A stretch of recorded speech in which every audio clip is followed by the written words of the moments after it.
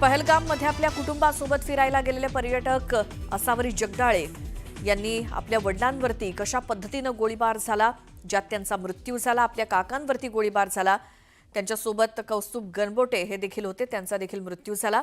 या सगळ्याची कहाणी आपली आपबीती त्यांनी न्यूज 18 लोकमतला सांगितली। कशा गोळ्या झाडण्यात आल्या, काय प्रश्न विचारले गेले या दहशतवाद्यांकडनं, आपल्या कुटुंबासोबत त्या काश्मीरमध्ये फिरायला गेले असताना पहलगाममध्ये असताना अचानक गोळीबाराचे आवाज सुरू झाले, गोळीबाराला सुरुवात झाली आणि त्यामध्ये त्यांच्या वडिलांना आणि काकांना 3-3 गोळ्या झाडून ठार करण्यात आलं। संतोष जगदाळे आणि कौस्तुभ गणबोटे अशी त्यांच्या वडिलांची आणि काकांची नावं आहेत। यामध्ये असावरी जगदाळे यांनी थोड्या वेळापूर्वीच न्यूज 18 लोकमतशी बोलताना हा नेमका काय आणि कसा प्रसंग होता या संदर्भात सविस्तर माहिती दिली। हा सगळा प्रसंग सांगितला, अक्षरशः ऐकताना अंगावरती काटा येतोय अशी ही परिस्थिती या पर्यटकांवरती आलेली होती। त्यातील पुण्यातल्या असावरी जगदाळे या आपल्या वडिलांसोबत, आईसोबत, काका काकू असे हे 5 जण पर्यटनासाठी गेले होते आणि त्यावेळी त्यांच्या वडिलांवर आणि काकांवर गोळीबार झाला। यामध्ये दोघांचाही मृत्यू झालाय। तर या संदर्भात आपण अधिक बोलूयात। आमचे प्रतिनिधी पुण्यातनं अभिजित पोते आपल्या सोबत आहेत। अभिजित, हे जगदाळे आणि गणबोटे हे पुण्यामध्ये कुठे राहायला आहेत आणि ते कधी गेले होते काश्मीरला, आणि आता नेमकी काय परिस्थिती आहे, कधीपर्यंत हे सगळं कुटुंब पुण्यामध्ये परत येऊ शकतं?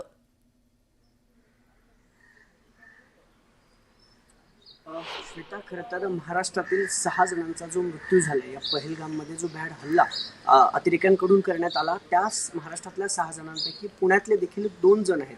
एक म्हणजे जगदाळे आणि दुसरे म्हणजे गणबोटे। आता मी कर्वेनगर परिसरात आहे, जिथं संतोष जगदाळे यांचं निवासस्थान आहे। खरं तर ही जगदाळे फॅमिली गेल्या अनेक वर्षापासून या पुण्यातील कर्वेनगरमध्ये राहते आणि पुण्यातून जे एकूण 5 जण गेले होते ते म्हणजे ज्यांचा मृत्यू झाला ते संतोष जगदाळे, त्यांची मुलगी असावरी जगदाळे आणि त्यांची पत्नी प्रगती जगदाळे, हे 3 जण। तर कौस्तुभ गणबोटे आणि संगीता गणबोटे असे 2, असे एकूण 5 जे आहेत ते इथून कर्वेनगर, आणि दुसरं जे गणबोटे परिवार आहे ते नानापेठ, पुण्यातल्या नानापेठ परिसरात राहतं। आणि पुण्यातल्या ज्या दोघांचा मृत्यू झाला ते म्हणजे संतोष जगदाळे आणि कौस्तुभ गणबोटे, ते त्यापैकी संतोष जगदाळे जे आहेत ते त्यांचं हे घर आहे, इथंच जगदाळे फॅमिली गेल्या अनेक वर्षापासून राहते।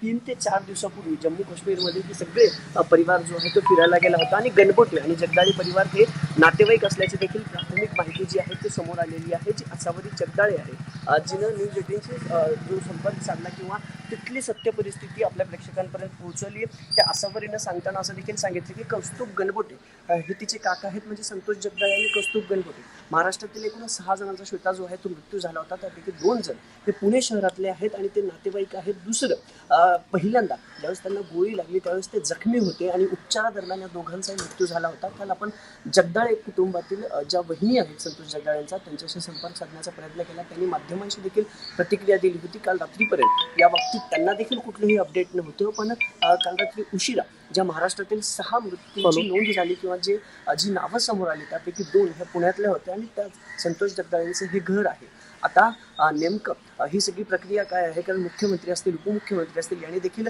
तिथल्या प्रशासनाशी संवाद साधलाय। पुण्याचे कलेक्टर जितेंद्र गुरुजी देखील तिथल्या प्रशासनाशी कनेक्ट आहेत। पुण्यात आता पुणे पोलिसांकडून देखील एक छोटासा अलर्ट जो आहे तो जारी करण्यात आलेला आहे। या सगळ्या पार्श्वभूमीवरती आता त्यांचे जे मृतदेह आहेत ते मृतदेह कधी पुण्यात आणले जातात, पुढची प्रक्रिया ही सगळी काय आहे ते पाहणं खरं तर श्वेता महत्त्वाचं ठरणार आहे। पण आत्ताची अपडेट, जे महाराष्ट्रातून 6 जणांचा मृत्यू झाला होता त्यापैकी पुण्यातले 2 जण आहेत, त्यापैकी संतोष जगदाळे आणि कौस्तुभ गणबोटे अशा दोघांची ती नावे आहेत। बाकी जे आहेत ते बाकी 4 प्रवासी जे आहेत ते खरं तर महाराष्ट्रातून गेलेले, ते पुण्यातून गेलेले रादर, ते सगळे सुखरूप आहेत। पण या ठिकाणी आता 2 जणांचा दुर्दैवी मृत्यू झाल्याची जी आहे ती माहिती समोर येत आहे। श्वेता, बिलकुल अभिजित, या सगळ्या माहितीसाठी धन्यवाद। आपण अपडेट घेतच राहू।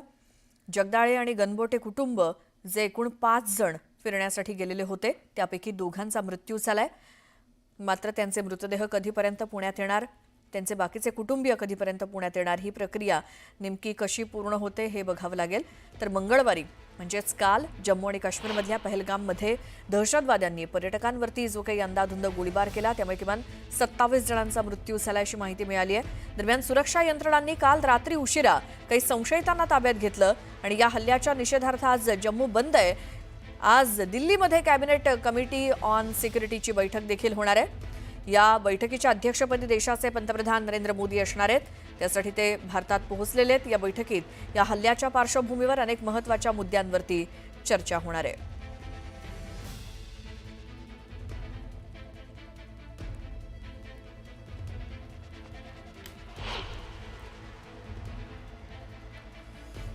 तर पहलगाममध्ये नेमकं काय काय घडलं त्यावरती एक नजर टाकूया। जम्मू काश्मीरमध्ये सध्या पर्यटनाचा मोसम सुरू आहे। बरेच जण येत आहेत तिथे फिरण्यासाठी। काश्मीरच्या पहलगाममध्ये पर्यटकांची मोठी गर्दी झाली होती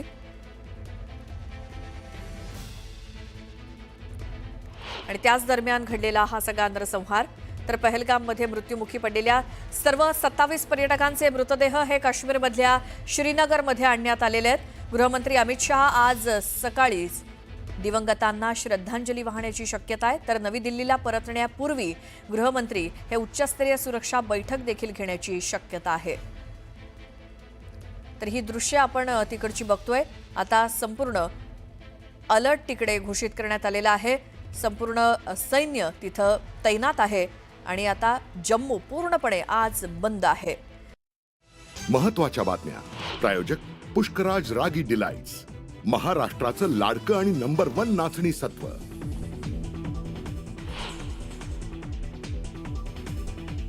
जम्मू काश्मीरच्या पहलगाममध्ये दहशतवाद्यांचा पर्यटकांवर भ्याड हल्ला, 27 पर्यटकांचा मृत्यू, 13 जण जखमी, देशभरात संतापाची लाट।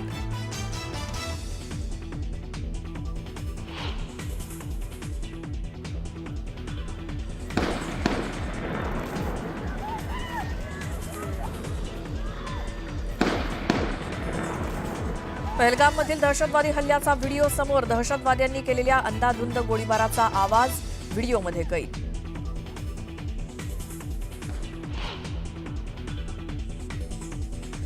पोलिसांच्या वेशातील दहशतवाद्यांचा पर्यटकांवर अंधाधुंद गोळीबार, नाव आणि धर्म विचारत केला पर्यटकांवर गोळीबार।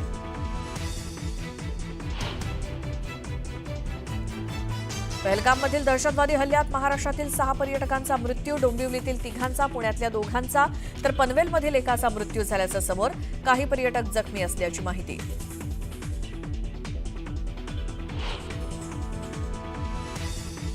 केंद्रीय गृहमंत्री अमित शहा श्रीनगरमध्ये दाखल, वरिष्ठ लष्करी अधिकाऱ्यांकडून घेतली घटनेची माहिती, दहशतवाद्यांना सोडणार नाही अमित शहांचा इशारा।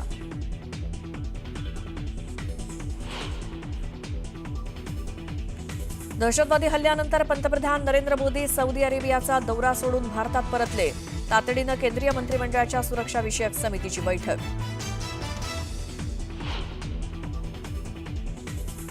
पहलगाममधील दहशतवादी हल्ल्याचा पंतप्रधान मोदींकडून निषेध, हल्ला करणाऱ्यांना सोडणार नाही पंतप्रधान मोदींचा इशारा।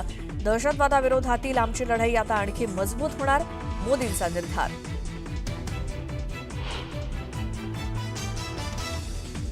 एलओसीवरती रेड अलर्ट, भारतीय सैन्य सीमेवर सज्ज तर पाकिस्तानी सैन्य बंकरमध्ये लपलं।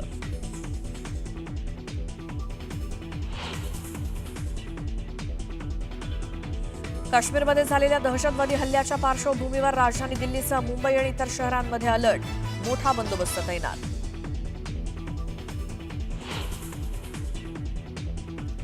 पहलगाममधील दहशतवादी हल्ल्यानंतर देशात संतापाची लाट, देशभरात कॅन्डल मार्च, हल्ल्याचा बदला घेण्याची मागणी।